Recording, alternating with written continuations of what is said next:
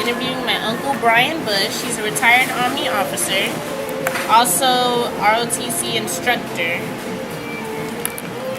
Okay, so the first thing I want to ask you is, what does success mean to you? Success to me means achieving your goals, everything you set out to do, and accomplishing them in the way you set out to do it.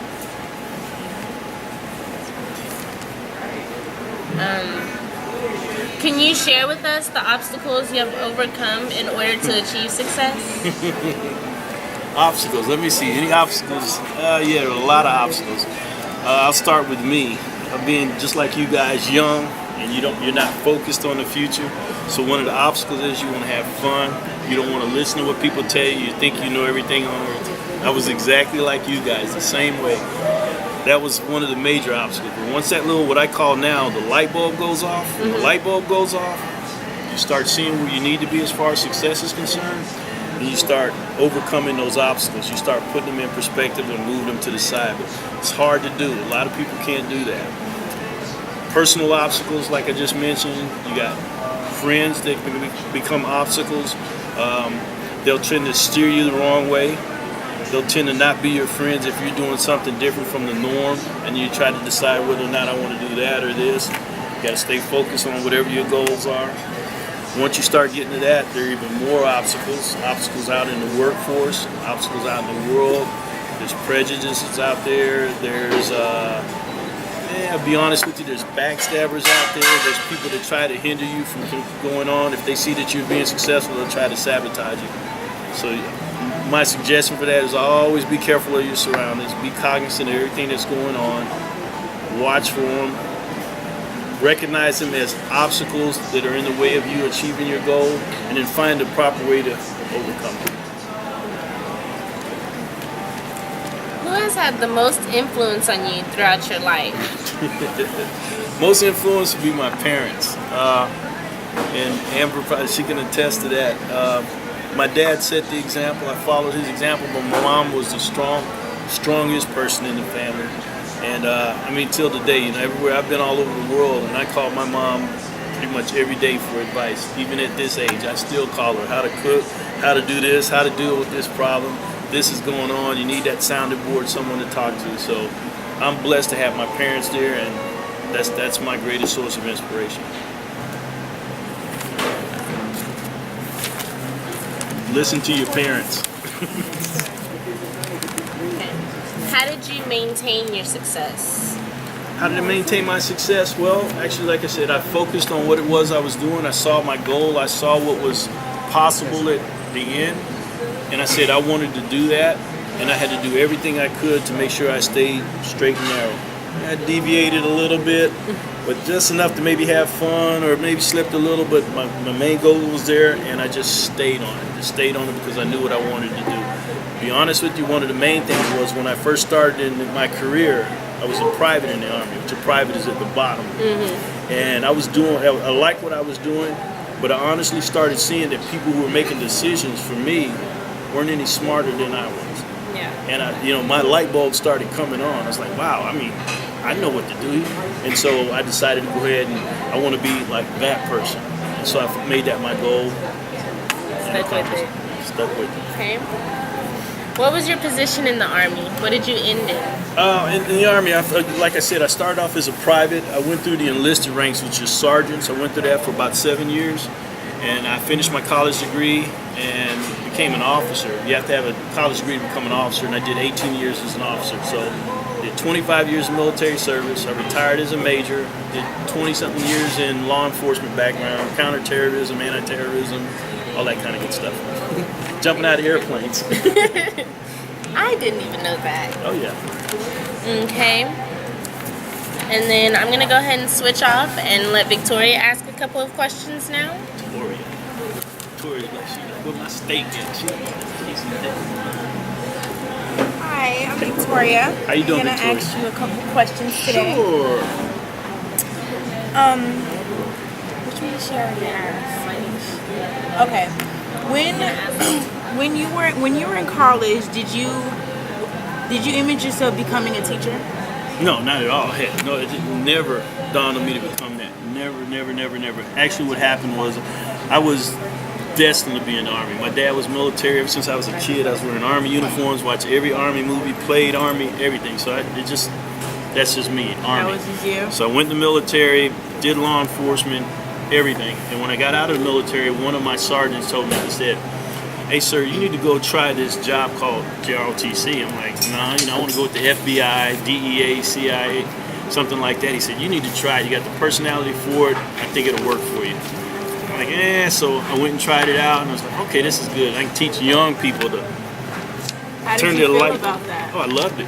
I loved it. After it first started, I was like, wow, I saw that I could make a pretty good impact on young people. And what helped me a lot was I was able to get them to listen. A lot of the kids that I deal with don't have dads and moms together, it's single parent homes, and they listen to me. And it just real quick, there was times after I started teaching when they would come to me and were all excited. "Look, I made an A in this class, or I made a B in this class." So that was very exciting. That's good. How did you get into the field of technique, of teaching? Again, it's something that was introduced to me. Go try this JROTC position, but to be honest with you, I just fell right into it. It was just natural. Once I figured out what the system was, it was just natural. Then your instincts kick in, and that father image comes in too, because you see these kids messing up in class or something, or making a low grade, and I would actually call them in, and I'd ask to see their grades, and their eyes would get that big. Like, nobody asked to see my grades, but I wanted to see them. And if I saw a C or a D or something like that, it wasn't good enough. And they'd look at me and I said, "I don't want to see it." So next 6 weeks, next report, I want to see something higher than. And they'd look at me like, "Oh man." You're very strict with them. Yes. Yes. And it was a lot more bark than anything, because I couldn't really put my hands on it, but they thought that, "Oh man, he's going to get me if I don't do right." So Okay, well, I'm going to step to the side and I'm going to let Herbert come and ask you Herbert. some questions. Outstanding. All right. Hello, how you doing? Good. Do you enjoy teaching? I do. I like, you heard me mention several times, I like seeing that light bulb come on. And you guys will get that one day. So when you get it, when you finally understand something, like, "Oh man, I know what they're talking about now. Oh, I see. That's what Mom always said. Boy, I remember. Oh, if I would have listened." That's what I call the light bulb coming on. Yeah, so that's when everything kind of like clicks together. Clicks, and you get it. It's like, wow.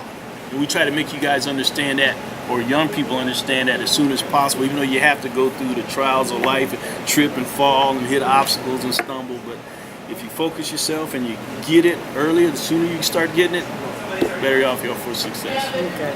And when were you in high school? When were you in high school and college? What was I?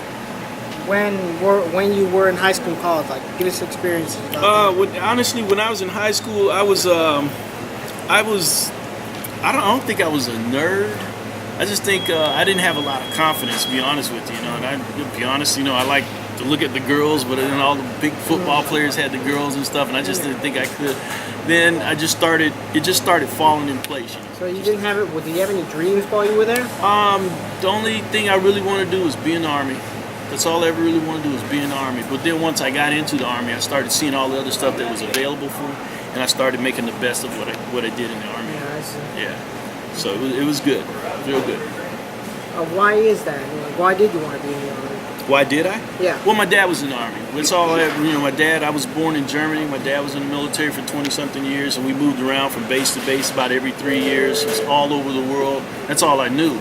I come out here now, like in the high school, and I see kids that say, "Yo, we've been together since 2nd grade," and that just astonished me, because I don't remember my friends. We never were there long enough. So I was like, wow, this is interesting. So yeah, I just kept going.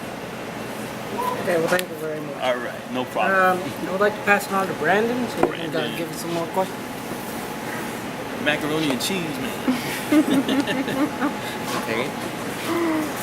What was your dream career? The dream career, again, was the military. I always wanted to be in the military. I will tell you that I didn't have a lot of confidence, like I mentioned earlier, but once I joined the military, I joined the paratroopers. And that's an all volunteers jumping out of airplanes, and that took a lot of confidence. So that helped me build my confidence, focus me where I needed to be. Okay. When did you start your career? Age? I started my career when I was about 19. 19. When I first got out of high school, again, like I said, I was like most kids, wasn't focused, this, that, and the other, tried this, that, dabbled in college a little bit.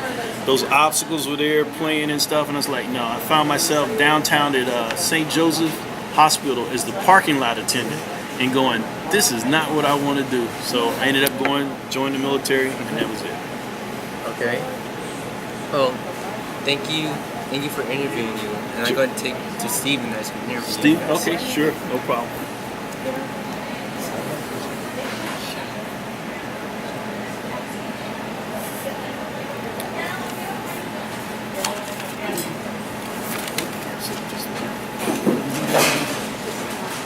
Shoot from the hip. You can ask me any question you want. All right. Okay, let me start from this one. Let me know if you've already been asked. I'm not entirely sure here. I'm sorry. Did your experience in the Army influence you as a leader?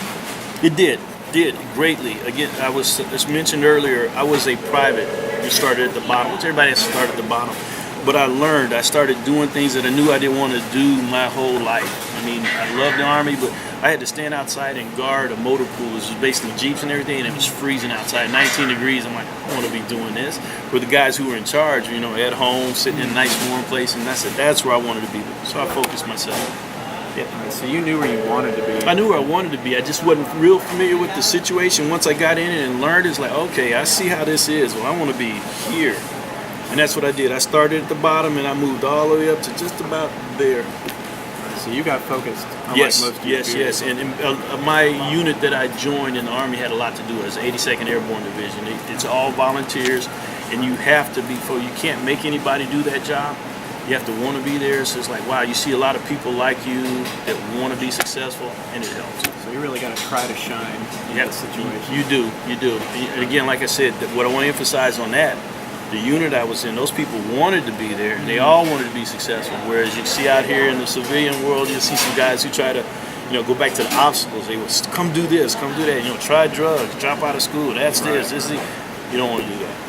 You don't want to do it. All right. And, what are your top 3 goals in your life? Top 3 goals. Well, you should have asked me that 30 years ago. My top 3 goals was to be successful, make my mom and dad proud of me. And honestly, one of my goals, believe it or not, was to get a Corvette. And I'm on my second one now. I'm about to get my third. Oh, wow. So Sounds yeah. like you accomplished those goals. Oh, I did. I pretty much, I can honestly say now, I guess the buzzword today is a bucket list. We didn't call it that back then, but I've pretty much done everything that I wanted to do and am enjoying life right now. Yeah. That's good. Yeah. So you got focused and you made your Yes. goals. Yes. All right. So I think I'm passing it on to Mercedes now. Mercedes. Volkswagen.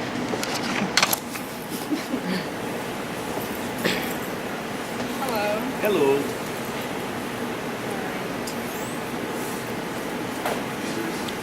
So, which of your accomplishments are you most proud of? What I'm probably the most proud of is completing a military career and then being what I call young enough and vibrant enough to continue on something else. And I was glad that I made it through what I did. I mean, I did 25 years. A lot of people won't even do 3 years in a job or 4 years in a job. And I would probably still be in there now if I didn't get tired of going back and forth overseas to the wars, but I would have stayed. Who was your role model growing up, and do you still consider them a role model to you? I mentioned earlier my biggest inspiration comes from my parents. My dad's my role model. My mom's my biggest inspiration, and they're like right there. So my dad has always had us focused, doing the right thing. He gave when they didn't have. He wanted us to be successful, showed us success, and it stuck with us. And I still see myself teaching people that. And I sometimes even go like you guys, like, oh my God, I'm becoming my mom and dad. I'm saying the same thing they told me. And it's like same thing, but then you understand the light bulb came on.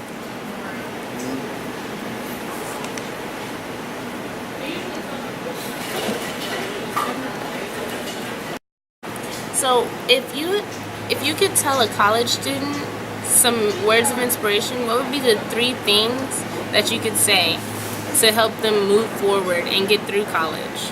I think the first word that I would tell a college student to grasp is to focus.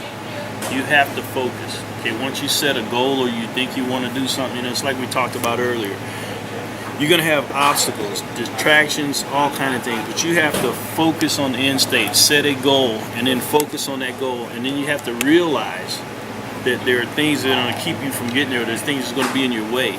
Okay, but if you focus on them, you should be able to get that, right? So now, focusing, then maintaining. Once you maintain, you focus, you look, and do whatever it takes. Maintain that focus. Study hard. Okay, so what if there's a big party this night? Okay, when you're finished with college, there's always going to be parties and clubs and stuff. Trust me, I wrote the book on that one. Still do fun stuff, okay? Maintain focus, all right? And then accomplish that goal, right? Don't let anything stop you. Do not. It doesn't matter if it looks like it's hard, if it looks like I don't have the money. Sometimes girls get pregnant, sometimes there's hardships at home, you're trying to make things happen. You can always work harder. You might not want to, you might feel like you're tired, you're this, I'm not doing it tonight or whatever, but guess what? Talking to somebody who knows, you can push yourself and push, and just when you think you did everything you can push yourself some more. Trust me, I wrote the book on that one. And then when you do that, you'll find out once you get to this part down here, the end state, you can look back at all that and go, wow. And one of the terms you guys like to use a lot today, haters. You'll have a lot of haters in because everybody will see your accomplishments, will see your Corvettes and your nice cars and your money and your clothes and you doing things, and they're like, look at, they think they're better, but no, you just look back and say, hey, I focus, I maintain, I accomplish my goals. So can you give a word of advice, well not a word, but words of advice to somebody who's trying to balance out school and a job? And then on top of that, anything else that may be getting to them that might be overtaking them or they may feel overtaken? Yeah, I would, I'm going to use this term. We use it in the military, and I don't mean to be offensive by it, but I'm going to say this, and you're going to hear it out there. People tell you to suck it up, okay? Now, what that means, though, okay, again, you have your goal, and you know what you want to do. Don't let anybody or anything stop you from doing what you want. I don't care if it is hard work. I don't care if you go to school all day, then you got to be to work at 5 o'clock and work from 5 to 11, and you still got to study when you get back, right? And then you got to get up in the next morning and do it over again. So what? Do it. It's not going to kill you. And what I like to say, do the flip side of it. Let's just say this is the best party ever. But there's everything, all the hot dudes, all the good-looking girls, food, this, that, and other stuff, and it lasted for a week. What would you do? You'd be right there, hanging, right? Hanging. You'd be right there, partying, eating, having a good time, right?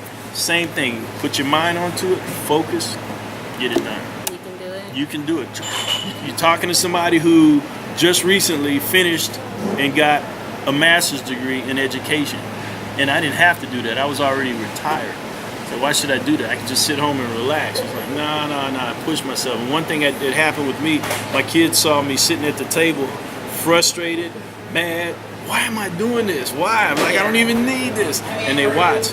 And I made sure they watch me walk across the stage, and I make sure they look at this ring all the time and say, you see what? If I can do it again and again and again, you can do it. And they're like, okay. Is there any last words that you would like to say to us? Yes. Focus, concentrate, stay on target, all right? Watch your distractions. Minimize your distractions. They're going to be there. They're going to be there all through life. But if you focus, fix that goal, fixate yourself on a goal, you can make it. Don't worry about how hard it is to get to that goal because it's worth it once you get there. All right? Well, thank you, Uncle Brian. You are more than welcome. Yeah. Good afternoon. This is Group 4 reporting to you from the St. Cyril of Alexandria Catholic Church. Shall we begin? What does success mean to you? Success.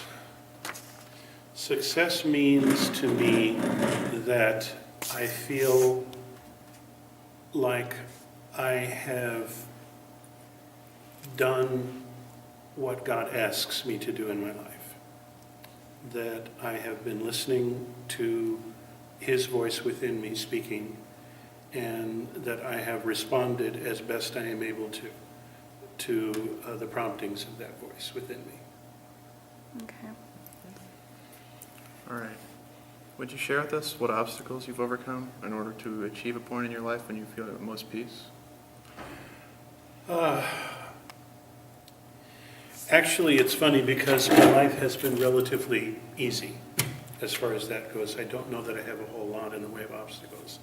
I did have to deal with, there was a part of me that just didn't want to settle down for the longest time. And so I wandered around a lot. I traveled a lot in my life, and I couldn't decide what I was going to do. I was majoring in music, and I got 1 degree in music, and then I decided I wanted to look into theology, and I might pursue the priesthood, but then I met my wife, and they won't let me be married and a priest at the same time. So I had to choose, and I had to set aside any desire for me to serve as a priest in order to be married to my wife. And I knew that God was calling us to be together. So it really, I don't know that I'd call that an obstacle, but it was a decision that I had to deal with and I had to make in my life. Where I'm most at peace in my life, I would say it has to be in my relationship with my wife. You know, that's not to say that we live happily ever after and never have any problems or any of that stuff, but our life together is happy, and the love that we have for each other and the relationship that we have helps us to face whatever difficulties we might have to face. Well, would you say that your life was relatively easy or simple because of your relationship with God, or did that come afterwards? Or I would like to think so. You know, I think part of it is, some would say that I've just been lucky, but I like to think that luck is what some people call God's influence in your life. Okay. You know, and I really feel that God has been good to me in my life in lots of different ways. Mm-hmm. Who has the most influence on you throughout your life? Maybe I know. I would have to say, I mean, I'm 60 years old, so there's been a lot of people. But I would have to say the person who has had the most influence in my life, there are two. God is number one. And the second for me, as far as a person on earth, would have to be my father. My father is one of the most amazing men I have known in my life. I mean, he's not famous, he's not well known or anything, and he was a photographer all of his life. But he knew how, he raised 8 of us. I have 7 brothers and sisters, so he raised 8 of us. And kept his sanity while doing that. And he knew how to show us that he loved us and yet still be firm with us. And he taught us all that. And like my brothers and sisters who have their own children have benefited from that in the way that they parent their children. You know, I haven't had that opportunity because I don't have any children, but I really feel that in the way, in my relationships with other people, that I frequently think sort of what would Dad do, you know, and he's been my role model and my influence in my life. how do you deal with challenging people or situations? Patiently, as best I can. The first thing I try to do is I try to realize that what they're going through or what's happening in their life is as important to them as what's happening to me in my life. And that I can't dismiss them or put them down because they might not feel the same way about things that I do. I try to remember that each of us, no matter how easy to get along with or not easy to get along with, is a child of God. And one of the things that I have always tried to do is to see in each face that I come in contact with Christ. You know, and you know, like he said in the New Testament, do unto others as you would have them do to you. You know, I like to take that a step farther. Do unto others as you would do to Christ. You know, and if you treat people the way you would treat Christ, if they were him, then it helps a lot in dealing with difficult people. You know, because you think that, like, if this were Jesus and Jesus were doing the same thing to me, that he would have a reason. You know, of course, he's got to have a reason. He wouldn't do anything bad to me just to do something bad to me. And so it helps, I think, it helps me to be a lot more patient with people. Okay. What is the best advice someone has given to you? My mother used to always tell us when we were growing up, do your best and give God the rest. You know, and that's, you know, she would follow that up by saying that God, even God, can't ask any more of you than your best. And he will ask every bit of that of you, but he will never ask more than your best. He can't, because he knows what your best is. And he will ask all of that, but he won't ask any more of that. So you do your best and you give God the rest. That's been the best advice that anyone has ever given me. Okay. What is the best advice you can share with me? I would say do what my mom says. You know, that if you do your best and give God the rest, I think you will have nothing to regret in your life. Okay. Okay. Okay? Well, thank you so much for You're meeting most with welcome. us. We're here today with Sarah Kane, who's on the cover of Small Business Today, to discuss what it takes to be successful as an entrepreneur in today's world. Shall we begin? What does success mean to you? Well, success can come in all different forms. It could be not only successful in the money arena, making a lot of money, but making people feel happy. And success is about paying it forward to make sure that the success that you give to others is paid forward so they can be successful. So it not only comes in the money form, which is good to have, but also it comes with giving back. Stephen? What kind of obstacles did you have to overcome in order to become as successful as you did? Oh boy. First of all, you have got to get it in your brain that you can do anything that you set your mind to. So obstacles are going to come your way no matter what you do in business. One of the obstacles that I have is cash flow. When I started this business, I started with $1,500, knowing that I could never fail. So with that being said, all the other obstacles were finding the clients, getting in front of people, surrounding myself with successful people that could take me to the next level, knowing your target market, and thus building a florist to a high degree in the floral industry. There's different types of businesses that make a lot more money, but does that call them successful? Who has the most influence on you throughout your life? I would think, well, throughout my business career, there's different people that I can name, but one of the main resources that everyone in business needs to know is the Chamber of Commerce. Jeannie Bollinger with the Houston West Chamber of Commerce has really been a mentor for me. If it wasn't for her setting me up to the next level and showing me that I need to step it up a little bit and get in front of the right people through the chamber, is the mentor for me.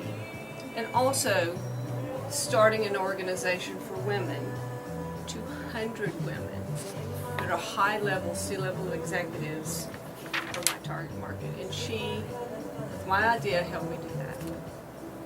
Great.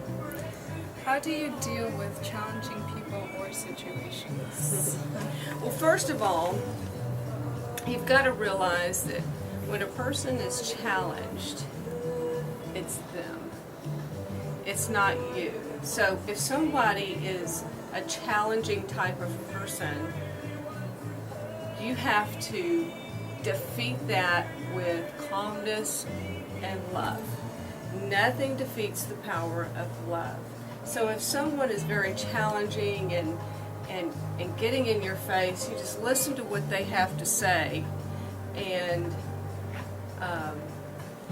work with them. So that's what you do. Now there's some customers that are just extremely irate, and I don't care what you do, you can't make them happy, and you have to say, it's in your best interest to go somewhere else because I obviously cannot make you happy. And the world is about making people happy because we offer a service. We're in the retail service, making them happy. And then there's others you just have to step back and go, I can't work with you. You know, like there's different event planners. It's a different kind of client. You know, different vendors. Sometimes you have to fire them. Okay. What is the best advice someone has given to you? The best advice, never Yep. give up. Okay.